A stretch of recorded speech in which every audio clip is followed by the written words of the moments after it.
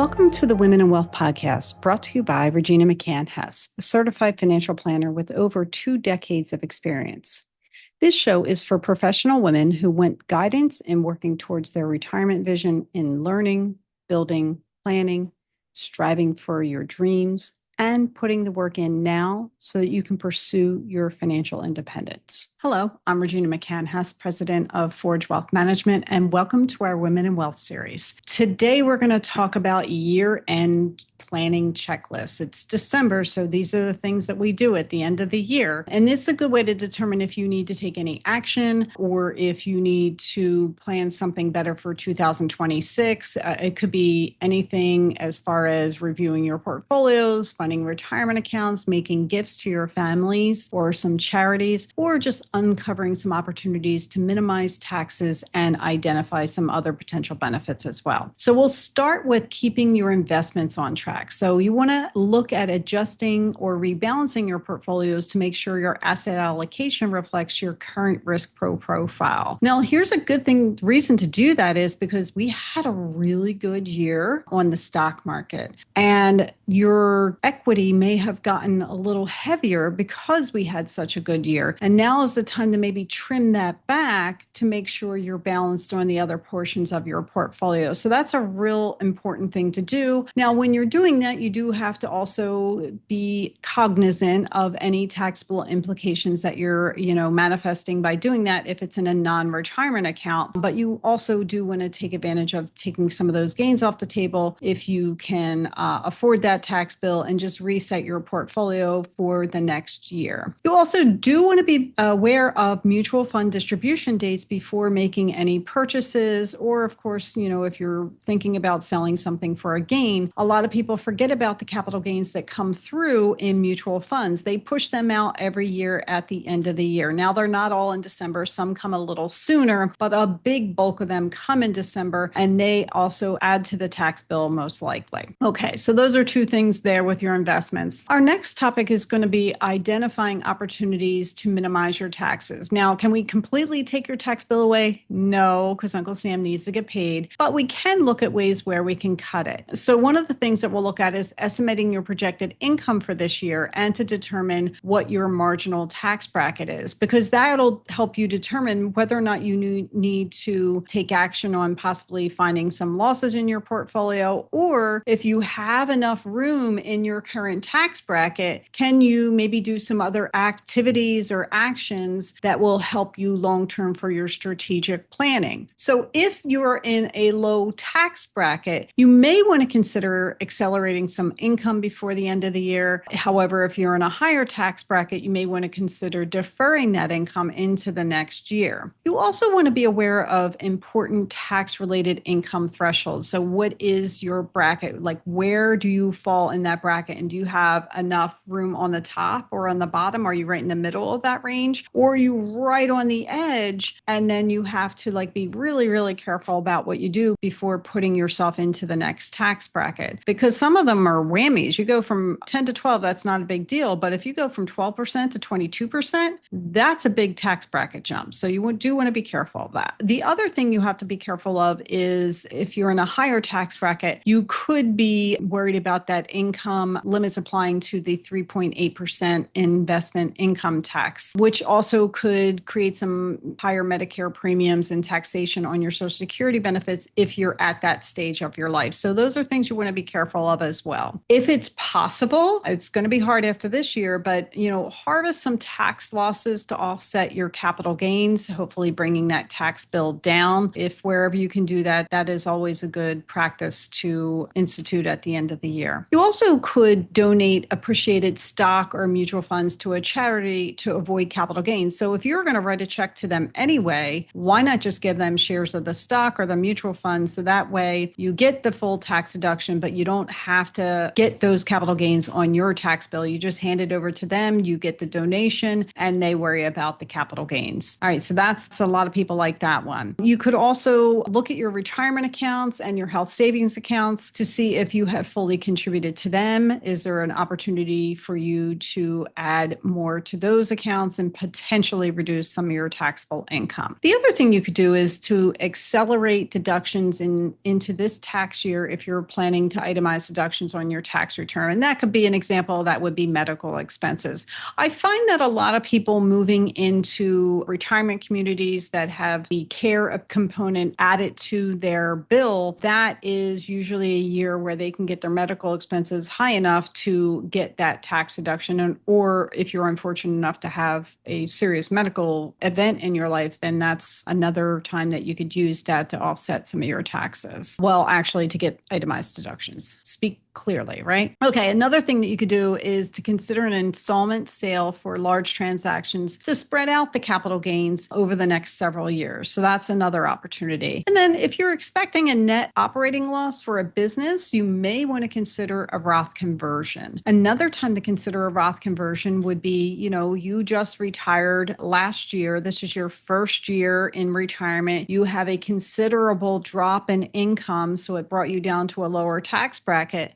That may be another time where you want to look at doing or considering doing a Roth conversion. Now, obviously, this is, a taxable event. So this is an exercise that you want to talk with your financial advisor about, but you also want to double check with your CPA to make sure they're on board and that everyone's understanding what you're trying to accomplish there. Now we're going to move on to focusing on retirement planning priorities. Obviously, you hear me talk about maximizing your retirement savings, including a catch-up provision if you're over 50. So those are great ways to chunk a little extra money into your retirement plan because, like I said, you're going to need as much money as possible for your retirement. It's like going from a paycheck to a playcheck, and that is a Tom Hegna quote, which I like to steal as much as possible because it is an awesome quote. You get used to that paycheck, and then you have to, then you're like, oh, what happened now? I got to take money out of my account or something like that. So put as much money as you can into your retirement plans when you're older, over 50. Not that I consider that older because I am in that group, but you do get the benefit of putting a little extra money there. Okay, so you also, if you're on the other side, if you're, 73 or older, you have to make sure you take your required minimum distributions. Now, if you don't, you are going to get a penalty tax from Uncle Sam. So you definitely want to get that done before year end. You also want to monitor the percentage of funds withdrawn from your retirement accounts to make sure your savings will last over the anticipated life expectancy. So what does that mean? So you're taking money out of your retirement accounts to supplement your lifestyle, right? That's what it's there for. But you do want to check in with your financial plan if you have, to check to make sure that you're taking out what you're supposed to be taking out and not too much more. Now, obviously, we all have bumps years where we have to bump out a little bit extra or sometimes maybe a little bit less. But if we have too many years in a row where we're taking extra money out of our retirement plan, that could impact our long-term financial plan. So at least once a year or maybe even twice a year, you want to revisit your financial plan to make sure your distributions from your retirement plan are not impacting your long-term financial feasibility in a bad way. So stick to the plan, in other words, but also reevaluate the plan because things change. So that's important too. Okay, next we want to evaluate our retirement savings to determine if saving in traditional pre-tax retirement accounts or the Roth accounts make sense depending on your current tax circumstances or projected taxes in the future. So we, as financial advisors and financial planners, we do a lot of strategic long-term tax planning where we love to say, hey, if this is appropriate, let's look at contributing to your Roth 401k versus the traditional 401k. Yes, you have to pay the taxes on it it today for the contributions, but it grows tax deferred for all those years, and then you take it out tax-free. That has a long-term impact on your cash flow and also your taxability, because if you're not having to pay taxes on that money when it comes out, you're obviously not paying taxes on it, but also your Medicare premiums are impacted by your taxable income. So if you can save a little bit there, that's also helpful. The other thing about that is if you are piling up or building up your Roth account, that means that when you turn 73 or 75, depending on what year you were born, it's 75 for anyone born after 1960, your required minimum distribution age goes to 75. So if you can contribute more money to your Roth IRA, then you do not have to take as much out of a traditional IRA because you've moved that money to the Roth or move those contributions to the Roth. But if all of your contributions go to a pre-tax account and you don't do Roth conversions, you're going to pay the piper at some point. And that some point is going to be when you get to your required minimum distribution age. So if you can maybe balance it out, maybe some in pre-tax and some in Roth. And that's usually what we talk about with our clients, especially if we're trying to appease the CPAs, because, they're trained to save you tax dollars today. We're trained to save you tax dollars over your lifetime. We want to make sure they're on board too. So if we have to compromise and say, okay, well, this percentage to pre-tax and this percentage to Roth. So we're making both parts of your plan a positive impact for you in the long term. So that's something that you want to have more conversations about with your financial planner and financial advisor and your CPA. So the other thing is if you're concerned about higher taxes in the future, we consider a Roth conversion, a Roth going, money from a traditional IRA or a traditional 401k to a Roth. Now, again, I kind of mentioned this already. That's great because we're doing some long-term planning and we're moving money away from, potential RMDs, required minimum distributions. But the problem there is it is a taxable event. You have to be able to pay that tax and you don't want to push yourself into a higher tax bracket right now. However, we don't know what the tax rates are going to be in the future. They could be a lot higher, even if you have a lower income. So that's another reason why you may want to consider it. So it's just food for thought. Anything here is, literally just educational. If it works for you, I think that's great. If it doesn't, that's okay. You don't have to take it. You don't have to take notes. You do what works for you, but definitely have the conversation with your financial advisor about these options. Okay. You also want to avoid penalties on early withdrawals from retirement accounts. So if you're under 59 and a half and you take money out of a retirement account, you are going to pay whatever tax bracket you're in. So let's just say it's a 22% bracket, plus you're going to pay a 10% penalty. So now you are paying 32% of that money to Uncle Sam, and you're getting the remaining part of that. So it's really, anytime you can avoid taking an early withdrawal, we are highly, highly recommending that you avoid it as much as you can. Okay, the other thing is, could you plan for a 10-year rule applying to inherited retirement accounts? So if you have just inherited, somebody passed away and left you a beneficiary as part of their IRA, or somebody who is, in the throes of potentially giving you, the beneficiary, their IRA account at their death, there are ways to plan around this. That money has to come out over a 10-year period. It could come out all at once. However, it has to come out by the 10th year. So the problem with the fact that, yes, you could take it all out in 1 year, the problem there is the tax for it. So you would most likely, depending on the size of the IRA, you could bump yourself up to a higher tax bracket. So we want to be careful of that. And that's why we like feeling that out for the whole 10 years to soften the blow on the taxes and also to make that money last a little bit longer. Gone are the days of the stretch IRA. May it rest in peace, but it was a great way to keep that money in the IRA for a lot longer of a time period. So our next topic is using options or understanding options for gifting to charity. Making a charitable gift before the end of the year to lower your taxable income, especially if you're itemizing deductions, is something that a lot of people do already plan for. The end of the year is coming up. You want to get those checks out in time for them to get cashed and all that fun stuff. So make sure that happens. And then, sometimes people do it on Giving Tuesday, which is, I think the Tuesday after Thanksgiving. But if you haven't done it already, those checks, you may want to write them out. If you're over 70 and a half, you have another option to donate to charities, and that is taking a qualified charitable distribution, a QCD for short, from your IRA. So instead of taking a distribution to you, paying the tax bill on it, and then writing a check to your charity of choice, you have to have the nonprofit receive the money from your IRA. We do paperwork, we send it out, you get some tax form about it later on, but it is a way to decrease the amount of the IRA money, also a way to contribute to charities that are important to you. And obviously they have to be real charities, not made up with your best friend creating their own charity. It has to be a 501c3. But you could also do part of, when you're at the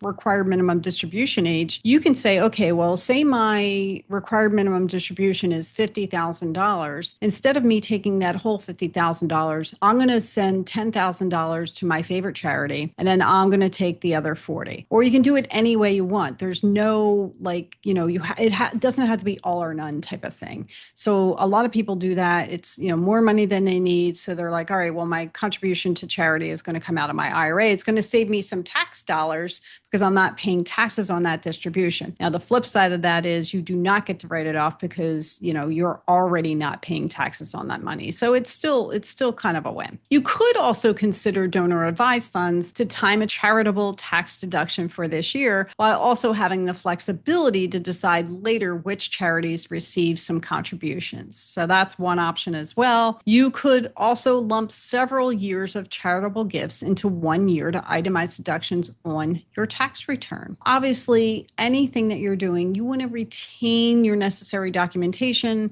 on your donations for your tax filing purposes. We do have to prove what we're doing if we're audited by the IRS. All right, so now we're going to move on to creating a legacy for your family members. You could utilize an annual gift tax exclusion before the end of the year and gifting $19,000 to any individual that you want to, or if they're a married couple, you can gift them $38,000. And that is a gift that is not a taxable gift, and it is a great way to see how people benefit from your money, to see how smart they are with their money, things along those lines. It's a good way to, again, get money out of your estate, but also help somebody else or see them joyfully using it. You also want to make sure your important documents are in place and up to date. That will be your wills, your trusts, your powers of attorney, your healthcare directives. Be really, really careful about updating them. If you have somebody in your listed as your executor, your trustee, your power of attorney, and they are having a health event themselves, or they have, gone to the big man in the sky, you need to update those documents. Also, if there's been a life event, if one of your kids got divorced, you may want to reconsider how you're gifting them money through those documents as well to protect the money from a divorce. So that's just another thing that we always remind people to just check up on. You also want to review your beneficiaries listed on your retirement accounts, life insurance policies, and any kind of annuity contracts. This is something you should do every year as well. Again, anytime there's a life event, a birth, a death, a divorce, a marriage, this is something you want to review and make sure, hey, do I need to update this or is it still okay? It may not need to be changed, but you can at least say, hey, I looked at it and I'm still happy with how I have this. And that way there are not mistakes being made. We do see those mistakes, sadly. And then once you're gone, there's no way to fix them. So that's why we kind of remind you to do that kind of thing. You may also want to consider strategies to transfer wealth utilizing the lifetime gifts / estate tax exclusion, which is roughly about $14 million per person in 2025. So that is definitely where you want to have an estate planning attorney involved, utilizing some, important strategies, but also having that estate planner and your financial advisor involved in the conversation position to make sure that you're executing what you want to get done and also that it is in line with the proper guidelines for the exclusions. The other thing that you can do, especially if you have grandkids, nieces, nephews that are young that, don't really need anything for Christmas, how about making a contribution to their 529 plans, their college savings plans? I can tell you as a mom of 3 kids I have 2 in college. I just got 1 out. I've had 2 in college this is my 4th year. And I did a great job of saving for 529 for their colleges, but it is not for the faint of heart. It is a very expensive adventure for the kids and the adults, the parents, and anything that you can do for the kids in your lives to help their college experience will be greatly appreciated down the line. I am grateful every day that I saved for my 529 plans. And when my kids have kids of their own, that'll be my gifting strategy for them. Hopefully it's not anytime soon though. All right. So we're also going to gift appreciated or income producing assets to family members in lower tax brackets. So, if those are assets that we have in our own books and, they are putting us potentially in a higher tax bracket, you could use that as part of your gifting strategy. You could also establish a Roth IRA for your younger family members who are earning from work. So when our kids were in high school and had those summer jobs, that's when we started our Roth IRAs for those kids. And my son, Matt, said, "Oh, what's this Roth IRA thing? Like, I don't care about that. Old Matt doesn't care about that, or young Matt doesn't care about that." I'm like, "Oh, you are so wrong. Old Matt is going to come visit my grave and say, 'Oh, Mom, thank you so much because you made some good financial decisions and I am having a very nice nest egg because you started this for me and contributed for me and then taught me about it so I could continue saving for my retirement through a Roth IRA for many, many years.'" So, I'm getting mileage out of that comment and he'll kill me knowing that I'm putting it on this video, but eventually he will realize what a value of Roth IRA is. So if you have kids or grandkids who have earned income, they have to have a job where they earn income, moolah, taxable income. That's where you can say, okay, well, let's open up a Roth and we're going to contribute what your taxable earnings were to the Roth. And that's kind of a gift that you could do it that way. So what's one of my favorite things I love talking about, getting those Roths started. It creates a good habit. You get the kids involved in the conversation. You get them involved in what should we invest in? And you obviously try to stay in things that they understand and can get, like feel tactile on it, or, even if it's not tactile, they use the product and it gets their interest and then teaches them a little bit more about financial planning and also investment management. So that is a lot of stuff I threw out there. The only last thing that I'm going to say is that if you are working and you have a retirement account, one of the best things that you could do is increase your contributions for next year. If you don't have it on autopilot to increase every January, go in now into your 401k, 403b plan, whatever the alphabet soup is for your retirement plan, and not only increase it by, at least 1 or 2% for contributions to increase your contributions. But if there's a button or a toggle to hit that says, yeah, do this every year for me, hit it so that you don't forget to do it next year. Because you might be making a little bit more each year, but it's also about what you keep. And if you keep increasing your retirement plan contributions, you're going to have more and more saved for retirement. And believe me, you're going to need every penny of it because you could be in retirement for 20 or 30 years. So that is one of the things that I absolutely recommend to do. Also, if and when you get pay raises or bonuses, that's another time when you could go in and increase your retirement contributions. So with that, there is a lot of stuff that I mentioned here. So obviously pick 1 or 2 that work for you. And that's my action item. Pick 1 or 2 items that you're going to take off this list and take action on. Like, do something. This is going to help you. Run it by your financial advisor, run it by your CPA. These are good things to do. If they can help you long-term, that is great. So be selective about what will work for you and get a second set of eyes on it. And with that, I want to thank you for joining me. Again, I'm Regina McCann-Hess, president of Forge Wealth Management. You can find me at forgewealth.com. I am on Facebook, Instagram, and YouTube at Forge Forge Wealth, and on LinkedIn, it's Regina McCann Hess. Go make it a great day. Thank you for joining me for this episode of the Women in Wealth podcast. You can watch the founder's video I created for you to learn more about me and how I can guide you towards your financial independence at www.forgewealth.com. The information in this podcast is educational and general in nature and does not take into consideration the listener's personal circumstances. Therefore, it is not intended to be a substitute for specific, individualized financial, legal, or tax advice. To determine which strategies or investments may be suitable for you, consult the appropriate qualified professional prior to making a final decision. Securities are offered through LPL Financial, member FINRA, and SIPC. Investment advice offered through Private Advisor Group, a registered investment advisor. Private Advisor Group and Forge Wealth Management are separate entities from the LPL Financial. Our show guests and their companies are not affiliated with nor endorsed by LPL Financial, Private Advisor Group, or Forge Wealth Management.